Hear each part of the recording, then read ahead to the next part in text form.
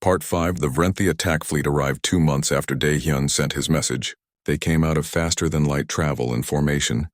15 warships arranged in a pattern designed to maximize their firepower. It was a force capable of glassing a planet, reducing its surface to molten rock. Against a primitive human settlement, it should have been complete overkill. But the settlement was no longer primitive. Daehyun stood in the Final Gift's command chamber, watching the enemy ships through sensors that could count the rivets on their hulls from 100,000 kilometers away. Beside him, Ji-won monitored the defense network.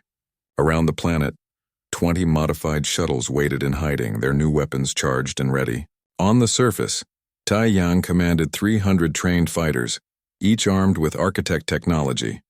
It wasn't enough to match 15 warships, but it didn't need to be. They just needed to survive long enough to prove that humans couldn't be easily crushed. The Vrenthi commander opened a communication channel. It wasn't Threll this time, but someone higher in their hierarchy, a senior war leader named Kresh, whose voice carried the weight of authority and absolute confidence. "Human settlement," Kresh announced. "You have violated Vrenthi territorial claims and rejected the Empire's generosity. Surrender the predecessor vessel and all personnel will be processed according to standard protocols. Refuse and you will be eliminated. You have one of your hours to decide." Daehyun didn't bother responding immediately. Instead, he watched the enemy ships studying their formation. The Final Gift's database contained information on Vrenthi tactics, gleaned from the architect's observations of hundreds of species. The formation was designed to protect their capital ships while allowing maximum weapons fire. It was effective against most enemies, but humans weren't most enemies. "G1, he said quietly, "start the countdown. When we hit 30 minutes, launch the fighter squadron. I want them coming in from the dark side of the moon, where the Vrenthi sensors won't spot them until it's too late." "Understood," she replied, her fingers dancing across holographic controls. "Tae-yang," Daehyun continued through their communication system, "evacuate everyone to the underground shelters. If the Vrenthi break through, I want you to seal the bunkers and wait. The ship will come back for you."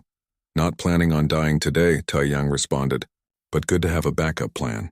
30 minutes passed. Daehyun sent his reply to Kresh, "We reject your demands. This world is under human protection now. Leave or face the consequences." Kresh's response was immediate. "You choose death. So be it." The Vrenthi fleet opened fire. Energy beams and missiles filled the space between the ships and the planet. The Final Gift's shields absorbed most of it, ancient technology holding firm against the assault. But some shots got through, hammering the volcanic surface where the settlement had been. Except the settlement wasn't there anymore. Over the past 2 months, everything important had been moved underground. The surface structures were decoys, empty buildings designed to draw fire. The real base was deep in the volcanic rock, protected by meters of stone and architect shielding technology. While the Vrenthi wasted ammunition on empty targets, Ji-won's fighter squadron struck. 20 small craft, each piloted by a human who had trained obsessively for this moment, came screaming around the moon. They moved fast, far faster than their size suggested possible. Ji-won's engine modifications had worked. The fighters hit the Vrenthi formation from behind, targeting the engines and weapon systems. Their weapons were simple plasma cannons, scaled-down versions of what the Final Gift carried. Against the Vrenthi shields, they shouldn't have done much damage, but the fighters weren't attacking randomly. Each pilot had been given specific targets, specific weak points identified by the ship's tactical computer. They struck at shield generators, at power conduits, at structural stress points. Within seconds, 2 Vrenthi warships were crippled, drifting in space with fires burning through their hulls. Kresh roared orders at his fleet. They broke formation, turning to engage the fighters. But the small human craft were too fast, too maneuverable. They danced between the Vrenthi ships, drawing fire, causing chaos. That was when Daehyun attacked. The Final Gift accelerated forward, moving faster than something its size should be able to move. It drove straight into the center of the enemy formation like a spear, its main weapon charged, and a lance of concentrated gravity punched through a Vrenthi warship from bow to stern. The alien vessel split in half, spilling atmosphere and bodies into the void.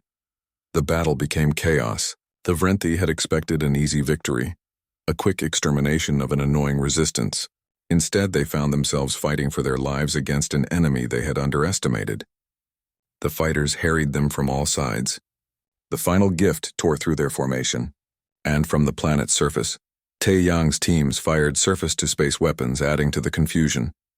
But the Vrenthi were experienced warriors. They adapted, regrouped, and began to coordinate their fire. 3 of Jiwan's fighters were destroyed, their pilots dying in balls of superheated plasma. Another 4 were damaged and forced to retreat. The final gift shields, powerful as they were, began to fail under concentrated assault. Dae-hyun felt the ship's pain through their neural connection. Systems failing, hull breaches forming, power levels dropping. He had one chance to end this before the battle turned against them. All fighters retreat to safe distance, he ordered. What I'm about to do will have a wide effect radius. The remaining fighters peeled away. The final gift dove deeper into the Vrenthi formation, taking fire from all sides. Dae-hyun reached deep into the ship's systems, finding a weapon that the architects had built for desperate moments. A gravitational pulse generator, designed to disable enemy vessels without destroying them. He activated it. The effect was instantaneous. Space itself seemed to ripple outward from the final gift, a wave of gravitational distortion that washed over every Vrenthi ship in the formation. Their engines failed. Their weapons went offline. Their life support systems stuttered. Within seconds, 12 warships were dead in space, floating helplessly. But the weapon had a cost. The final gift's power reserves dropped to almost nothing. It would take hours to recharge, hours they might not have. Dae-hyun gambled that the Vrenthi would retreat, rather than continue fighting with crippled ships. He was right. Kresh, watching his fleet become helpless, made the only logical choice. He ordered his remaining 3 operational ships to gather the crippled vessels and retreat. It took them an hour to organize, an hour during which they were vulnerable. But Dae-hyun didn't attack. He had made his point. As the Vrenthi fleet limped away through faster-than-light travel, Dae-hyun finally allowed himself to breathe. They had won. It had cost them 3 pilots and severe damage to the final gift, but they had won. The celebration on the surface was loud and long. Humans who had been prisoners weeks ago were now victors in battle against an alien empire. They had faced impossible odds and survived. They had fought back and won. But Dae-hyun knew this was just the beginning. The Vrenthi would return with more ships, better preparation. They would keep coming until either humanity was crushed or the empire fell. One battle didn't win a war. Jiwan found him in the command chamber later that night. The ship needs repairs, she said. 3 weeks of work, maybe more. But we learned a lot from this fight. I have ideas for improvements. Good, Dae-hyun replied. We'll need them. Taeyang entered next. Lost 3 good pilots today. But the others performed well. They're ready for more. Hell, they're eager for more. Hee-jin was last. 23 wounded, 3 dead. All the wounded will survive thanks to the medical technology. But we need more doctors, more training. If there's another battle like this, and there will be, Dae-hyun said, many more. The Vrenthi won't stop until we make them stop. He looked at his core team, at the 3 people who had become his closest advisors and friends. We need to expand. Build more ships, train more people. And we need to start thinking about offense, not just defense. There are humans on other worlds who need rescue. Earth, Hee-jin said quietly. When can we go to Earth? Dae-hyun pulled up a star chart.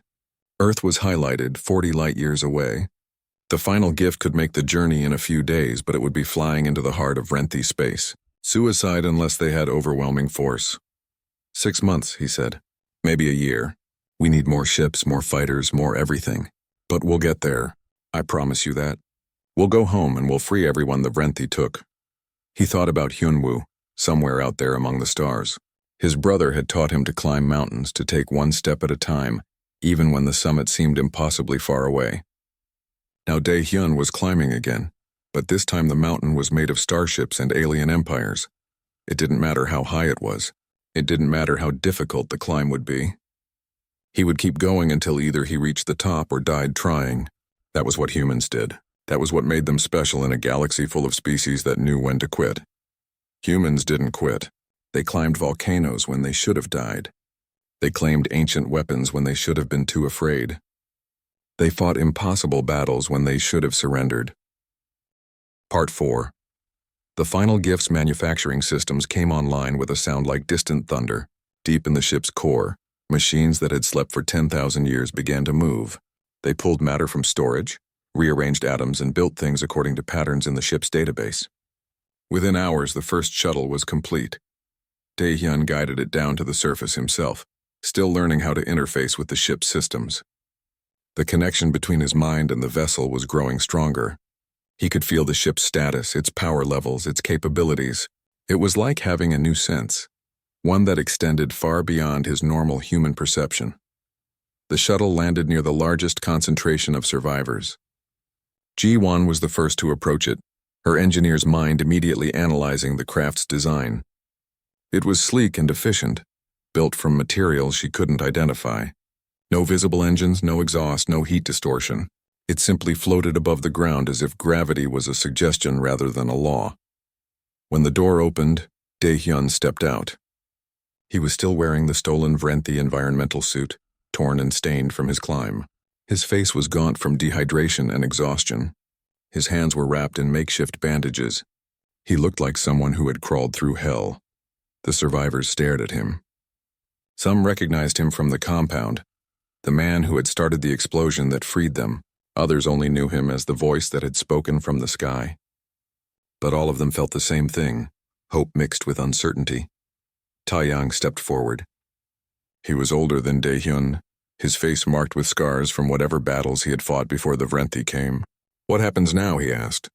"The aliens will come back. More of them. Stronger ships. How do we survive that?" Dae-hyun nodded. It was a fair question. "We don't just survive," he said. "We fight back. And we learn how to win." He gestured to the shuttle. "That ship up there is ancient technology, left behind by a race that died out long ago. It has knowledge, weapons, manufacturing capabilities. It can build more ships, create supplies, even teach us things humans never knew. But it can't do everything. It can't be everywhere at once. So we need to build something here, a base, a place where humans can be safe and learn how to fight the Vrenthi." Ji-won spoke up. "How many ships can you build? How fast?" "The manufacturing system can produce one shuttle every 6 hours," Dae-hyun replied. "Bigger ships take longer. But that's not the important part. The important part is teaching you to build your own. The database has everything we need. Power systems, weapons, shields, all of it." An older woman named Hee-jin pushed through the crowd. She had been a doctor before the abduction. "What about the people still in cages? The humans on other Vrenthi worlds? On Earth? Are we just going to leave them?" The question hit Dae-hyun like a punch. He had thought about it constantly since claiming the ship. Earth was 40 light-years away, deep in Vrenthi space. There were colony ships on dozens of worlds, all holding human prisoners. He couldn't save them all. "Not yet. We're not strong enough," he admitted. "Not yet. Right now, if I took the final gift to Earth, the Vrenthi would throw everything they have at us. Hundreds of ships, maybe thousands. We'd lose. But if we build a base here, if we train people and build ships and learn their technology, then maybe in a few months or a year we'll be ready. We'll be strong enough to take the fight to them." The silence that followed was heavy. Some people nodded, understanding the logic. Others looked angry or disappointed. They wanted their families back now, wanted Earth freed today, but wanting wasn't enough. Taeyang finally nodded. "Then we start building," he said. "Show us what to do." Over the next week, the volcanic plains transformed. The final gift manufactured construction equipment and supplies. Dae-hyun taught humans how to use architect technology, translating the information in his head into words others could understand. It wasn't easy. Some concepts were so far beyond human science that they had no words for them. But humans learned. They always learned. Ji-won proved to be naturally gifted with architect engineering. She understood the power systems intuitively, seeing patterns in the alien designs that reminded her of terrestrial physics, but taken to impossible extremes. Within 3 days, she was teaching others. Within a week, she had modified a shuttle's engine to be 20% more efficient. Taeyang organized a defense force. The final gift could produce weapons, but someone needed to know how to use them. He trained volunteers, teaching them tactics and discipline. The architect weapons were powerful but required skill to use effectively. A plasma rifle that could punch through armor was useless if you couldn't hit your target. Hee-jin set up a medical facility. The ship's database included healing technologies that seemed like magic. Machines that could seal wounds in seconds. Medicines that cured diseases humans had struggled with for centuries. She learned it all, driven by memories of patients she couldn't save back on Earth. But not everyone was adapting well. Some survivors were too traumatized by their captivity to function. Others grew angry at the slow pace of progress, wanting immediate revenge against the Brenthi. Daehyun found himself becoming not just a leader but a mediator, settling disputes and keeping people focused. At night, alone in the Final Gifts command chamber, he felt the weight of it all. He was 28 years old. Before the invasion, he had been a graduate student studying history. Now he was commanding an ancient warship and leading a human resistance. Sometimes he felt like a fraud, like someone playing a role he wasn't qualified for. But the ship had chosen him, and the people below were counting on him. So he kept going, kept planning, kept working, just like climbing the volcano, one step at a time. 3 weeks after the liberation, the Vrenthi returned. A probe ship entered the system, scanning everything. Daehyun watched it through the Final Gift sensors, debating what to do. If he destroyed it, the Vrenthi would know something was here. But if he let it go, they would report back anyway. He decided to let it scan them, let the Vrenthi see what humans were building. Let them see that this world was defended now. Maybe it would make them think twice about attacking. The probe completed its scan and jumped away. 3 days later, a message arrived. It was from Threll, the Vrenthi commander who had hunted Daehyun across the volcanic plains. Human Daehyun, the translated message said, "You have claimed a predecessor weapon and freed prisoners. This is noted. The Vrenthi Empire acknowledges your strength. We offer a truce for this world. You may keep the humans you have freed. In exchange, you will not interfere with our operations in other systems. This is a generous offer. Consider it carefully." Daehyun read the message 3 times. It was a trap, obviously. The Vrenthi were buying time, gathering forces for a real attack. Or maybe they were hoping he would accept, would stay quiet on this one world while they continued harvesting humans elsewhere. He recorded his reply carefully. "Commander Threll, I reject your truce. Every human in a Vrenthi cage will be freed. Every world you've claimed will be taken back. You came to Earth and took us like we were animals. Now you're going to learn what happens when you cage a predator. This is not a negotiation. This is a warning." He sent the message and waited for the response. It came 6 hours later, just 2 words in the Vrenthi language translated by the ship. So be it. The war had officially begun. Daehyun looked at the growing settlement below, at the humans learning and building and training. They weren't ready yet. They needed more time, more ships, more knowledge. But the Vrenthi weren't going to give them that time. The enemy was coming, and they would have to be ready or die trying. Jiwon entered the command chamber holding a data pad. "I have something to show you," she said. "I've been working on the shuttle designs. I think I can modify them to be faster and add basic weapons. We could have a squadron of fighters in a month." Tae Yang was right behind her. "My people are getting better with the weapons. We're not soldiers yet, but we're learning. Give us targets and we'll hit them." Heejin arrived last. "The medical bay is fully operational. We can handle casualties now. We're as ready as we're going to be." Daehyun looked at them. These 3 had become his core team, the people he trusted most. They were all looking at him, waiting for orders. "Then we prepare for battle," he said. "The Vrenthi are coming." Part 3. The 3 Vrenthi hunter craft were the finest weapons in their fleet. Each pilot had trained for years, hunting prey across dozens of worlds. Their ships were built for speed and killing power. They had never failed a mission. They dove toward the volcano with absolute confidence. Then the mountain opened and their confidence died. The final gift rose from the volcanic cone like a god emerging from sleep. Rock and ash cascaded off its hull, revealing the dark material beneath. The ship was enormous, dwarfing the Vrenthi craft like an eagle compared to insects. Its hull was covered in geometric patterns that shifted and changed, as if the ship existed partially in other dimensions. The lead Vrenthi pilot had 1 second to report what he was seeing. Then the final gift's point defense system activated. Daehyun didn't really give the order. He just thought about defending himself, and the ship responded. Beams of coherent energy, thin as needles and hot as stars, reached out and touched the 3 hunter craft. The aliens' shields meant nothing. Their armor meant nothing. The beams punched through them like they were made of paper, and the ships exploded into balls of superheated gas. It was over in less than 2 seconds. In orbit, Captain Krell watched his screen in horror. 3 of his best pilots gone, just gone. The thing that had emerged from the volcano was moving now, rising up through the atmosphere toward his colony ship. He ordered his weapon systems to fire, to hit it with everything they had. The final gift's shields absorbed the weapon's fire without effort. The technology was 10,000 years old by the standards of the architects, outdated and primitive compared to what they had built at their peak. But it was still 10,000 years beyond anything the Vrenthi could create. The gap was insurmountable. Dae-hyun felt the ship accelerating. The throne adjusted automatically, keeping him comfortable even as forces that should have crushed him were redirected by fields he didn't fully understand. Through the screens, he watched the Vrenthi colony ship grow larger. It was a massive vessel, designed to carry thousands of captured beings across the stars.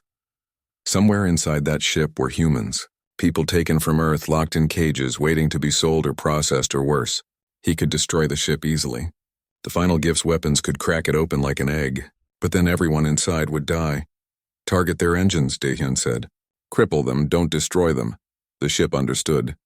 Its main weapon charged, drawing power from sources that bent the rules of physics. A lance of concentrated gravity reached out across the void and punched through the colony ship's engineering section. The Vrenthi vessel lurched, spinning out of control as its drive systems failed. Atmosphere vented from the hole, and emergency lights flickered across its hull, but it was still intact. Still holding together, the people inside would survive. Dae-hyun opened a communication channel. The ship showed him how feeding information directly into his mind. He broadcast on all Vrenthi frequencies, his voice amplified until it could be heard across the entire system. This is Dae-hyun, he said. Release every human in your cargo holds. Release them now, or I will destroy every ship in this system. You have 1 hour, silence followed. Then Krell's voice responded, translated by the ship into Korean. The alien captain sounded confused, afraid, and angry all at once. You are one human, Krell said. One, we are the Vrenthi Empire. We span 40 star systems. We have harvested 1,000 worlds. You cannot fight us all. Maybe not, Dae-hyun replied. But I can start with you. 59 minutes, he cut the communication. Through the screens, he watched the Vrenthi ships in the system beginning to move. Some were approaching, preparing to attack. Others were retreating, fleeing from the ancient weapon they couldn't understand. The colony ship continued to spin, losing altitude slowly. Inside the final gift, Dae-hyun felt strange. He had killed the 3 pilots without hesitation, without remorse. They had been trying to kill him and he had defended himself, but it had been so easy, so quick. The ship had made him powerful in ways he was still struggling to understand.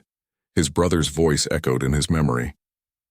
Power doesn't make you strong, Hyunwoo had said once after Dae-hyun had gotten into a fight at school. Control makes you strong. Knowing when to use power and when to hold back. That's what separates humans from animals. Dae-hyun took a deep breath and focused. He wouldn't become a monster even with a weapon like this. He would stay human, stay in control. He would use this power to save people, not just to destroy his enemies. The hour ticked down. 45 minutes. 30 minutes. 15 minutes. The Vrenthi ships moved into defensive positions but didn't attack. They were waiting, calculating, trying to decide if one human could really be this dangerous.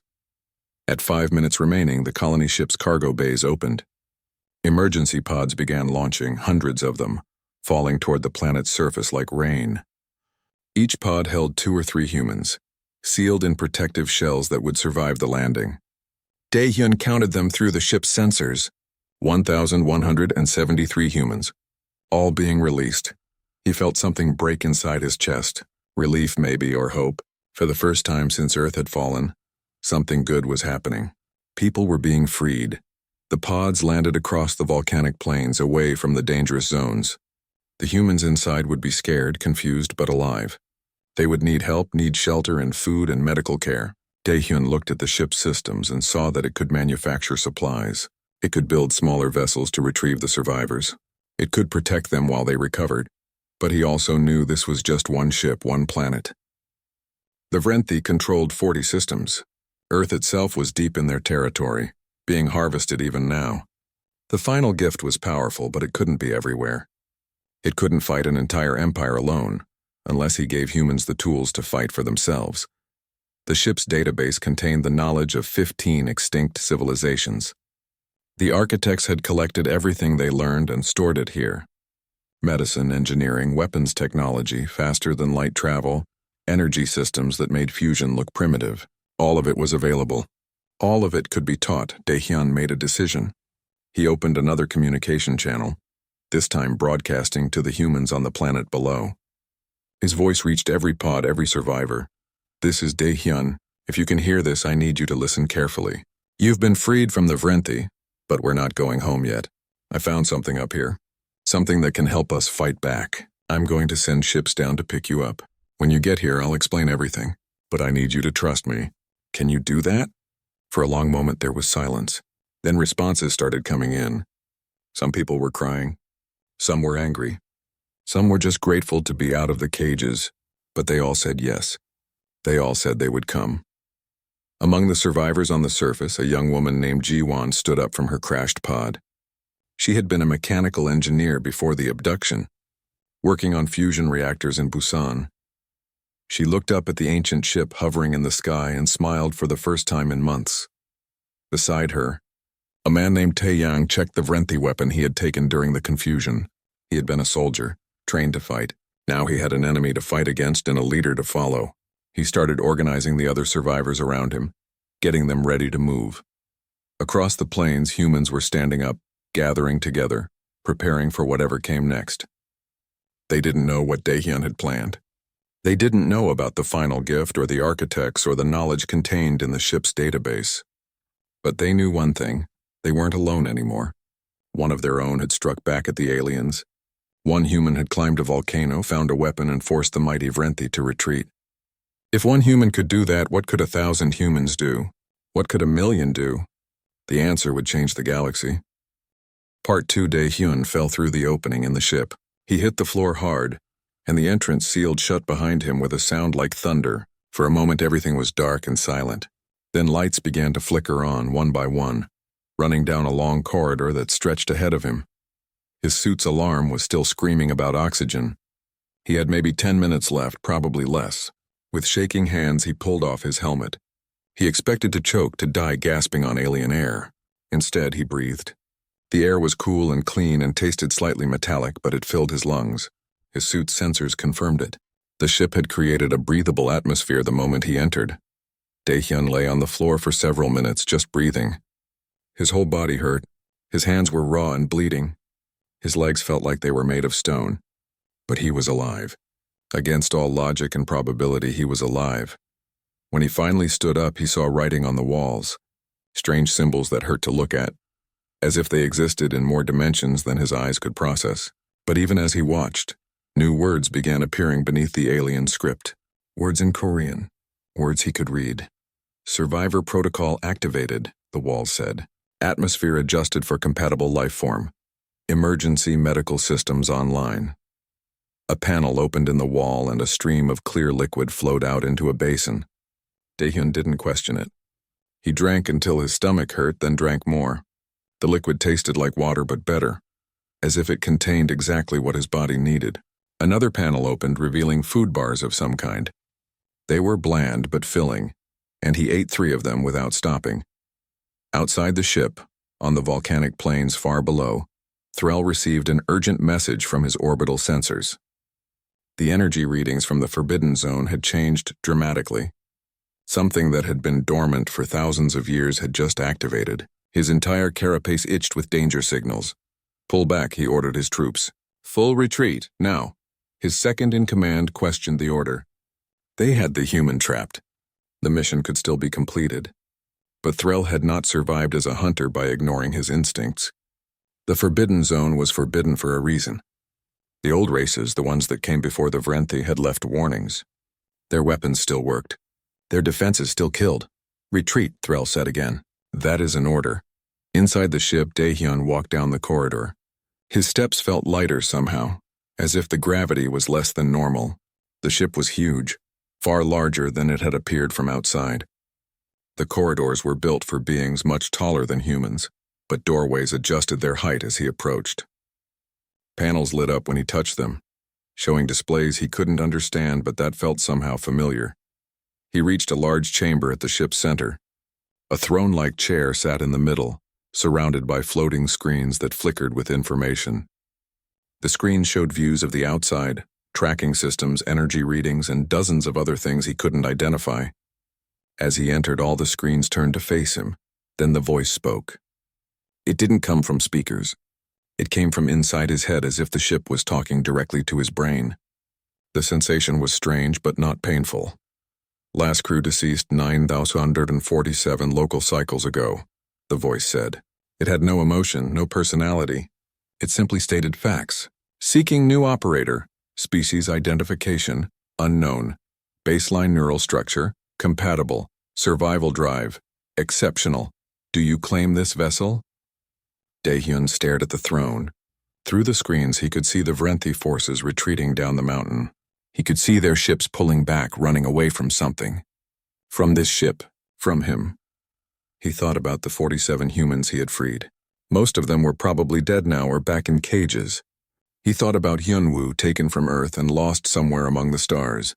He thought about the millions of humans still trapped, still suffering under alien control. He thought about his next step. Yes, Daehyun said. I claim it. The moment he spoke, the ship responded. Light exploded from the throne, wrapping around him like living things. It didn't hurt, but he felt it entering his mind, connecting to his thoughts. Information poured into his brain faster than he could process. He saw the ship's history, its purpose, its capabilities. He saw the race that built it, tall beings made of light and mathematics who had died out 10,000 years ago. They called themselves the Architects. They had built these ships and scattered them across the galaxy before their extinction. Each ship was a gift, a tool left behind for younger races, a weapon against extinction, a chance for survival when all other chances were gone. The ship's name was impossible to say or even think properly. It was an equation more than a word, a concept that existed in quantum states, but it translated roughly to final gift. And it had been waiting. Waiting for someone desperate enough to climb a radioactive volcano, waiting for someone who refused to die, waiting for someone human. The neural connection stabilized and Daehyun gasped. He could feel the ship now like it was part of his body. He knew its systems, its weapons, its engines. He knew that its main guns had been offline for millennia, but that its manufacturing capabilities still worked. He knew it could build other ships, smaller ones, each equipped with technology thousands of years beyond anything the Vrenthi possessed. He knew it could tear holes in space itself, but most importantly, he knew it would obey him. Every system, every weapon, every function was now under his control. The ship had judged him worthy. It had seen his survival drive, his refusal to surrender, his human stubbornness, and it had chosen him. Daehyun sat in the command throne and it adjusted to fit his body perfectly. The floating screens reorganized themselves, showing him information in ways he could understand. He saw the Vrenthi colony ship in orbit above the planet. He saw the compound where he had been held, now holding thousands of other humans in cages. He saw 3 Vrenthi hunter craft breaking from the main fleet and diving toward the volcano. The ship's captain had overridden Threll's retreat order. The alien commander named Krell couldn't accept that a single human had caused this much trouble. He was sending his best pilots to finish what should have been finished days ago. They would destroy the human and whatever ancient ruin he had found. Then the harvest would continue as planned. Through the ship's sensors, Daehyun watched the 3 craft approach. They were fast and heavily armed. Each one carried enough firepower to level a city. Against a human with stolen equipment, they would be unstoppable. But he wasn't just a human anymore. He was connected to something far greater. Defensive protocols, he said, and the ship understood. The volcano's peak split open like a flower blooming. 10,000 years of accumulated rock and ash fell away as the final gift rose into the sky. Part 1. The red sun was setting over the volcanic plains when Daehyun heard the hunting ships overhead. He pressed his body flat against the black rocks, trying to make himself invisible. His stolen environmental suit was damaged and the oxygen meter blinked a warning at him. 3 days ago, he had been locked in a metal cage with 47 other humans. Now he was alone, running for his life across an alien world. The Vrenthi were hunting him. They were insect-like creatures, tall and thin, with too many legs and eyes that glowed in the dark. They had come to Earth 6 months ago and taken millions of humans. Daehyun didn't know why. He only knew that the aliens put people in cages and shipped them to different planets. Some humans disappeared into factories. Others were never seen again. The explosion at the compound had been his idea. He had noticed the fuel containers near the fence and the patrol patterns of the guards. When the fire started, chaos followed. Humans ran in every direction. Most went toward the landing zones where they hoped to find ships. Daehyun ran the other way, toward the massive volcano in the distance. He kept running until his legs burned and his lungs felt like fire. The suit's air filter was working too hard, and he could hear it making strange noises. Behind him, the lights from the compound grew smaller. Ahead, the volcano grew larger. It was huge, bigger than any mountain he had seen on Earth. Its slopes were gentle but covered in sharp black rocks that cut through his boots. Daehyun's brother Hyunwoo had loved mountains. Every summer they would climb peaks together in Korea. Hyunwoo would wake him up before dawn, pack their bags with too much food, and drag him up trails that seemed to go straight into the sky. "The mountain doesn't care if you're tired," his brother would say. "It only cares about your next step. So take it." Hyunwoo was gone now. The aliens had taken him in the first wave of attacks. Daehyun had watched the ships descend over Seoul, had seen the beams of light that pulled people up into the sky. He had hidden in a basement for 3 days before they found him too. Now on this alien world, his brother's words echoed in his mind. Take the next step, then take another. As darkness fell, Daehyun reached the base of the volcano. The Vrenthi ships were circling the area, their searchlights cutting through the night. But they stayed back as if afraid to come closer. He noticed signs posted around the base of the mountain, written in the aliens' language. He couldn't read them, but he understood their meaning. This place was forbidden. This place was dangerous. Good, he thought. If the aliens were afraid, maybe he could survive here. He started climbing. The slope was not too steep at first, and he made good progress in the darkness. The rocks under his feet were still warm from the day's heat. Strange plants grew in patches, things that looked like glass and chimed softly when the wind touched them. His suit's computer showed radiation warnings, but he ignored them. Radiation was a slow death. The hunters behind him were a fast one. Hours passed. Daehyun climbed higher and higher. His oxygen meter dropped from 18 hours to 15, then to 12. His water ran out, but he kept going. Every time he wanted to stop, he heard Hyunwoo's voice. Take the next step. When dawn came, he looked back and saw the Vrenthi forces gathered at the base of the mountain. They had set up a perimeter, but none of them were following him up the slope. Their commander, a large alien with scarred armor, watched through enhanced vision devices. Daehyun could feel those eyes on him, calculating, waiting. The alien commander thought he would die up there. Maybe he was right. But Daehyun kept climbing anyway. By midday, he had reached a zone where the rocks were sharper and the air thinner. His suit was working at maximum capacity just to give him enough oxygen to breathe. His muscles ached with every movement. His hands were bleeding inside his gloves from gripping the rough volcanic stone, but something kept him moving forward. It was more than survival. It was stubbornness. It was the human refusal to lie down and die. The Vrenthi had taken his world, his brother, his freedom. They had put him in a cage like an animal, but they couldn't take this from him. They couldn't take his ability to put one foot in front of the other and keep climbing. As the second day of climbing began, Daehyun's suit started picking up strange readings. There were electromagnetic pulses coming from somewhere near the top of the volcano. Regular pulses like a heartbeat. The pattern was too steady to be natural. Something was up there, something that was still working after who knew how long. He changed his course, heading toward the source of the signal. His oxygen meter showed 6 hours remaining. His body was shutting down from dehydration and exhaustion. His vision blurred and cleared, but the signal grew stronger with every step. At the base of the mountain, the Vrenthi commander named Threll clicked his mandibles together in thought. The human should be dead by now. The radiation alone should have killed him, but the life sign tracker showed the human was still moving, still climbing. Threll had hunted on 20 different worlds. He had tracked hundreds of different species, but he had never seen anything quite like this. There were stories about humans, stories shared among the Vrenthi soldiers in quiet moments. The humans didn't have claws or armor. They didn't have natural weapons or poison. They were soft and weak and slow, but they didn't stop. Even when they should. Even when stopping was the smart thing to do. They just kept going until either they won or they died. It made them dangerous in ways that confused the logical Vrenthi mind. Threll ordered his troops to maintain the perimeter and wait. The human would die soon, The Forbidden Zone would take care of him. Then they could retrieve the body and return to the compound. The other escaped humans had all been recaptured or eliminated. This was the last one, but as darkness fell on the second day, Daehyun crested a ridge near the volcano's peak. His oxygen alarm was screaming. His legs could barely hold his weight. His heartbeat thundered in his ears. And there, half buried in the volcanic cone, he saw something impossible.